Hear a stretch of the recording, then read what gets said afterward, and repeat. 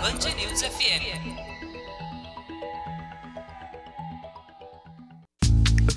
O É da Coisa.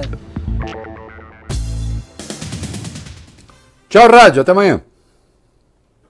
Você está ouvindo na Band News FM o É da Coisa. Muito bem, nós estamos de volta. Vamos falar um pouco daquele senhor cor de laranja. É impressionante, né? O vai e vem do Trump com tarifas.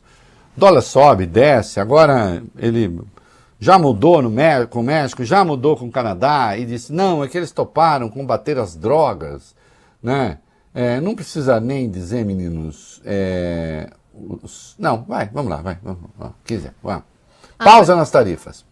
A presidente do México, Cláudia Sheinbaum, anunciou hoje que fez um acordo com o presidente dos Estados Unidos, Donald Trump, para frear durante um mês as tarifas anunciadas por ele. Em uma publicação na rede social X, ela afirmou que teve uma conversa com o republicano por telefone. Na postagem, Sheinbaum enumerou as medidas que serão tomadas a partir de agora. A primeira: o México vai reforçar a fronteira norte com 10 mil membros da Guarda Nacional para impedir o tráfico de drogas do México para os Estados Unidos. A segunda: os Estados Unidos estão comprometidos em trabalhar para impedir o tráfico de armas de alta potência para o México. A terceira: as equipes dos dois países começarão a trabalhar em duas frentes, segurança e comércio. E a quarta: as tarifas comerciais entre os dois países estão suspensas por um mês a partir de agora.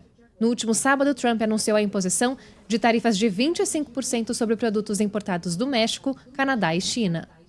Aí nas redes ele disse que a conversa com a Sheinbaum foi boa e tal, e ele tinha dito que também ia conversar com o Justin Trudeau sobre sobre a taxação do Canadá, porque ele impôs tarifa de 25% para o México, para o Canadá e 10% para a China. E está ameaçando geral. Aí disse, eu ainda vou conversar com o Pierre Trudeau. Pronto, já tem uma decisão sobre o Pierre Trudeau. Recuou também, vai lá.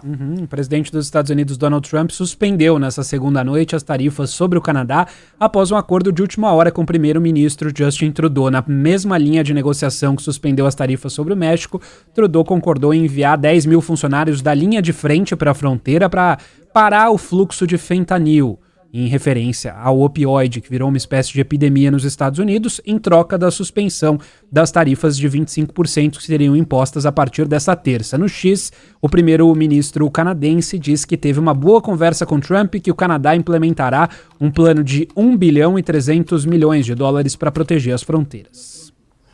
O que eu acho impressionante, né, o método está tão claro. O que ele faz? Aliás, tem um livro que ele explica isso, vocês sabiam? Que ele confessa que ele faz isso como negociante. Qual? Ele fala o absurdo, não sei, tem um livro de memória dele aí tá. que você tá maluco, né? Ou vai bem? Achei que... Ou vai bem? Mas nem por curiosidade científica. Eu já li sobre. Tem um livro que ele diz, olha, eu faço isso, eu proponho o absurdo, que eu sei que o outro vai ficar tão chocado que ele... E aí a gente vai negociando. Ele falou, México, 25%. Canadá, 25%. Foram os especialistas em economia, falaram, os americanos vão perder por baixo, com isso, de imediato, perto de $1.300 por mês da sua renda, por causa da inflação. Todo mundo começou a protestar. Por quê? Porque o México falou, então eu também vou meter tarifa, e o Canadá a mesma coisa. A China ainda está assim. Aí falou, então vamos pensar. Então vocês controlam o tráfico de fentanil. Que é uma mentira. Aqui tem tráfico? Não é isso. Os problemas com fentanil nos Estados Unidos são receitas legais de fentanil que estão matando pessoas. Atores de Hollywood, etc. Porque é o remédio que eles usam para dor. Num país em que fentanil pode, desde que com controle, receita, mas não pode dipirona. Por que isso, não sei. Tio Rei estaria perdido, porque a única coisa que passa dor do tio Rei é dipirona. Nas raras vezes em que eu tenho dor de cabeça, quando eu tive lá, porque eu tive um aneurisma. Então, não, agora você vai controlar o tráfico de fentanil? Então tá bom. Então tá suspenso por mais um mês. Aí, felizmente, o dólar, que estava subindo por causa da tarifa, o dólar estava lá, o dólar começou a subir e tal, não sei o quê. Aí o dólar voltou a cair, fechou em queda no Brasil a 0,38. Aliás, o real é uma das moedas agora que mais se valorizam, né? Mas ele continua, o Valio Bene, ele continua a defender a taxação. É um método de negociação, não é? Como diria Polônio na peça Hamlet, é louco, mas tem método. Né? Disse, não, eu vou sobretaxar mesmo, haverá dor, sim, talvez não, não sei. E ele vai taxar todo mundo e está ameaçando até o Reino Unido. Com sobretaxação, União Europeia, que o Reino Unido não está na União Europeia, e assim vai. Não é? E se ele não fizer nada? Mas isso tudo que ele está fazendo desorganiza as economias dos outros países também. Não é? É um delinquente anticapitalista.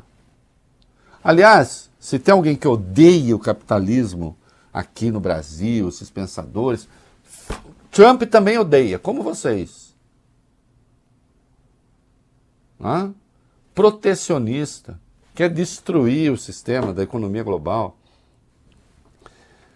E essa aqui é do balacobaco. Vocês estão com o negócio do TikTok aí? Sim, estamos. Ele vai estatizar o TikTok. Olha! Ele vai estatizar o TikTok. Valio Bene. Você imagina se eu falo um negócio desse, vou estatizar uma rede social? Você imagina o que não falam de mim? Mas é estatizar, Renato? Na prática. Quer ver? Vai lá. O presidente Donald Trump assinou um decreto nesta segunda ordenando que os departamentos do Tesouro e do Comércio do país criem um fundo soberano e disse que esse fundo poderia comprar o TikTok. O secretário do Tesouro, Scott Bessent, disse o seguinte a repórteres: vamos levantar essa coisa nos próximos 12 meses. Vamos monetizar o lado dos ativos do balanço dos Estados Unidos para o povo americano. Haverá uma combinação de ativos líquidos, ativos que temos neste país, enquanto trabalhamos para trazê-los para o povo americano.